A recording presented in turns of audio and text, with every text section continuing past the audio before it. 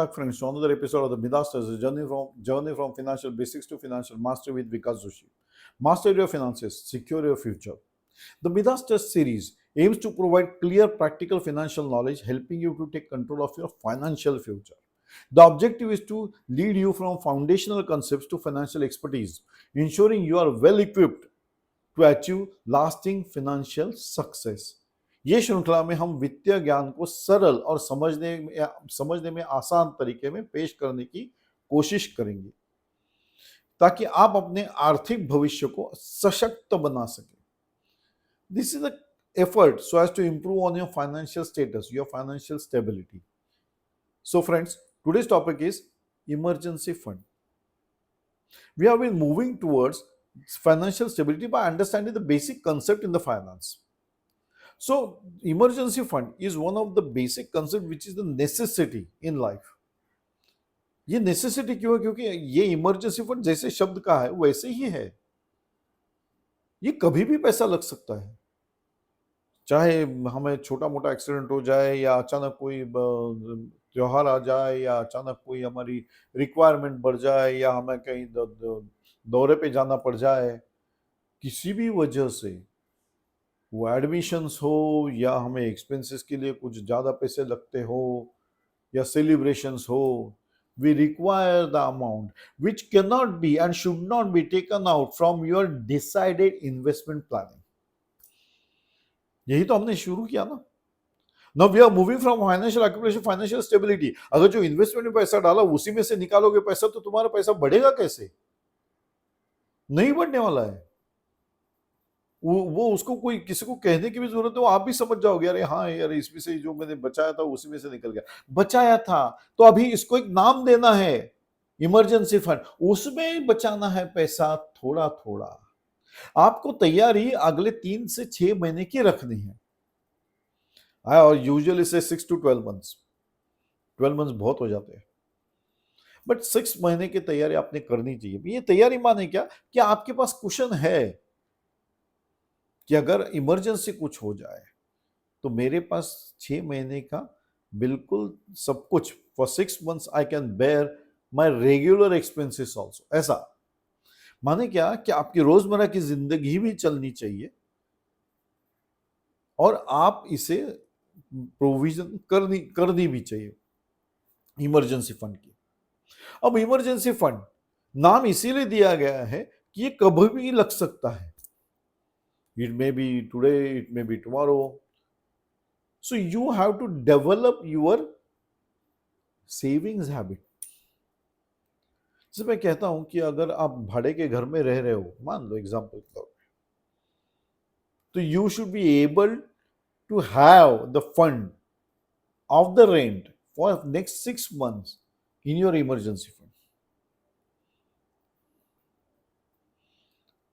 ये तो हमको सेविंग से निकालना चाहिए, लेकिन ऐसी तैयारी तो बहुत बड़ा हो जाएगा. But we have to try for it. कोशिश थोड़ी थोड़ी करोगे तो बहुत बड़ा बन जाएगा, लेकिन कोशिश ही नहीं करोगे तो बहुत बड़ा प्रॉब्लम आने वाला है. Because finance that is a when of life. जिंदगी में मैंने हमेशा कहा है कि पैसा सब कुछ नहीं है, जीने के लिए पैसा बहुत जरूरी है. nobody, I repeat, nobody will come to your help. Finance is a very strong part of your life. So emergency fund. अब कैसे इमरजेंसी फंड आपको तैयार करना चाहिए? आपको लगता है कि अपने बच्चों के स्कूल के लिए फीस लगने वाली है, वो आपने फंड अलग किया है. वो आपने हर महीने का भाड़ा देना है, वो आपने अलग किया है. फिर आपने इलेक्ट्रिसिटी बिल भरना है, वो आपने अलग किया है. सो रोजमर्रा की जिंदगी में वाले जो खर्चे थे वो आपने अलग करके रखे हैं. उसके बाद जो बचेगा that will be the fund which will be used for your savings, FD, investments. इसके लिए करोगे. इसकी में से हमको एक और स्लॉट तैयार करना है, एक और एनवलप तैयार करना है, एक और डब्बा तैयार करना है, इमरजेंसी फंड.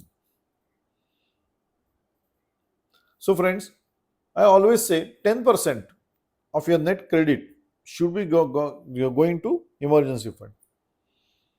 फिर इसको बढ़ाना पड़ता है 10 से 15, 20, बस उतना ही करना है. अगर नहीं कर पा रहे हो तो तुम्हारी इमरजेंसी के लिए तुम तैयार नहीं हो. इमरजेंसी वो कैसे भी आ सकती है. मैंने कहा कि कभी कभार क्या हो जाता है कि we are not at all inclined to face any untoward instances. वो नहीं चाहते, हम कौन चाहेगा प्रॉब्लम आना, नहीं चाहेगा, लेकिन प्रॉब्लम तो आते हैं because life is always poses the challenges. जैसे कि अभी चल रहे हो रास्ते पे और आपका पैर मुड़क गया, मतलब उसको मोच आ गई, उसी में आपका फ्रैक्चर हो जाता है। So the fracture expenses these were not called for, ये तो आपने सोचा भी नहीं था। सो बाकी सारी जो सोचे हुए फंड्स थे वो आपने बिल्कुल प्रोविजन करके रखे हुए थे, लेकिन इसका तो सोचा ही नहीं था, इसका फंडिंग अपने पास है ही नहीं, तो कहां से निकालोगे? इन्वेस्टमेंट से। तो दो ही तरीके हैं, एक तो इन्वेस्टमेंट जो की है या बचत जो की है उसी में से पैसा निकालो, या फिर नहीं, अभी क्या पैर टूट गया तो टूट गया, अभी कुछ नहीं कर सकते, अगले महीने में देखेंगे। लेकिन ये हो नहीं सकता ना, practically it is not possible, you can not do such thing. उस वक्त आपको इलाज भी तो करना है, डॉक्टर के पास जाना भी तो है। सो ठीक ठाक करने के लिए आपको इमरजेंसी फंड लगने वाला है। So be prepare with that emergency fund for such untoward instances. ये आपने जानबूझ के नहीं लाए। जैसे आज के पेपर में आया कि मंकी पॉक्स, ये डिसीज फिर से केरला और कहीं आया हुआ है, वो यंगस्टर्स में दिखाई दे रहा है, अनएक्सपेक्टेड एक्सपेंसेस। तो I should be prepared for that ना। ये डिसीज में क्यों कर रहा हूं? बिकॉज नॉर्मली भी हम कभी एक्सीडेंट हो जाएगा तो ये तो हम सोचेंगे नहीं, लेकिन हो जाएगा तो we have to prepare for that. I also agree with that. But हम ये सोचते हैं बीमारी आ जाएगी तो, health issues, anything which is expensive, तो इंश्योरेंस कराते हैं हम लोग, but that is not emergency fund, that is security for your untoward instances, for your problematic situations. That is not at all an emergency fund. Emergency fund, it is a cash that is required in hand. मैंने बचत की थी, अब मेरे पास अगर अचानक कोई problem आ गया तो मेरे पास अभी पैसा है, तो मुझे चिंता वाली बात नहीं है। So while preparing for your life, you have to add this word emergency fund into your life savings. ये अलग है, प्लीज इसे ऐसा ना समझे कि अरे देखो इतना तो मेरे को देना ही पड़ेगा, क्या करना है, अभी मैं नहीं करता। मेनी टाइम पीपल से मेनी थिंग्स, इसकी इमरजेंसी का कोई फंड का फायदा नहीं, अभी तो मेरा पैसा जा रहा है, जा रहा नहीं जाए वो तुम्हारा ही है, तुम्हारे सेविंग में ही है। You can also create an FD, you can also create an saving account, what ever you wish. But मैं चाहूंगा कि आप ऐसे प्रोविजन करा के रखे ताकि आप इंटरेस्ट भी पाए उस अमाउंट पर। सो सेविंग्स अकाउंट में डालते हो तो सेविंग, उसका अगर एफडी बना के रखते तो कोई प्रॉब्लम नहीं एफडी, लेकिन you have to enquire with the bank also that this fund should be available to me at my disposal. मुझे लगा तो मुझे चाहिए तो मुझे चाहिए। So there is the way that they are attaching that FD to your saving account, so that you have got the freedom और extended limit of that FD. Saving होने तो ओवरड्राफ्ट अलाउड नहीं है। So friends, you have the methods, you have to walk the path. Emergency fund becomes the basic part in life whenever you are in a very untoward instances का problem face कर रहे हो, तभी ये आपको बहुत जरूर और अहम लगेंगे। अरे मेरे पास पैसा होता तो, इमरजेंसी फंड होता तो। अब ऐसा कोई बोलता नहीं मेरे पास इमरजेंसी फंड होता तो, लेकिन वो बोलता ही है ना कि क्या करूं, अभी सारा पैसा तो ऐसे इसमें चला गया, मैंने इन्वेस्टमेंट में लगा दिया, मैंने शेयर मार्केट में लगा दिया, मैंने एफडी में लगा दिया, जो भी है वो बोलता है। तो ये क्या बातें बोल रहा है, that he doesn't have the fund for emergency. जैसे मैं अभी कह रहा हूं आप लोगों से कि, और हमेशा मैं ये कहता भी हूं, टाइम पास और मेरे पास समय नहीं है, ये दो वर्ड और sentence is are the worst of the sentences. वैसे ही नहीं, मैंने तो, मुझे तो कुछ होगा नहीं, मैंने इमरजेंसी फंड नहीं बनाया, तो ये मतलब आप जानते हुए कूद रहे हो धोखे में। So instead of preparing yourself to face your future towards your untoward instances, challenges, unexpected expenses, you are quite comfortable about yourself and trying to emboss it on others. और अगर इन्फ्लुएंस हो जाए तो ब्लेम ऑन अदर्स, क्योंकि पैसे से पैसा बनता है। और मैं कहता हूं जिंदगी में पैसा बहुत जरूरी नहीं है, पर जीने के लिए पैसा बहुत जरूरी है। So friends, you have to be prepared with the things. If you are losing away on the basic concepts, it means that you are not at all concerning with your own future, financial secure future। हम उसकी तरफ तो जा रहे हैं। So friends, be prepared. तो preparation आपको ही करना है। और आमतौर पे मैं बोलता हूं कि 10% of the net credit to your salary to your account should be straight way put into your emergency fund. उसे अभी देखना नहीं है। यही बार आपको पता चले उधर पैसा है तो मैं खर्चा कर दूंगा, वो तो आता ही है।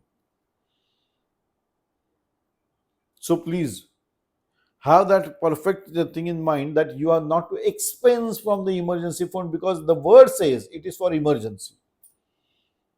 पुराने पुराने काल में हमारे जब माँ बाप, तब ऐसा कोई प्रोविजंस नहीं थी, सोशल मीडिया भी इतना नहीं था, तो कहीं घर के डब्बे में माँ पैसा निकाल के रख देती थी। She did care for the future.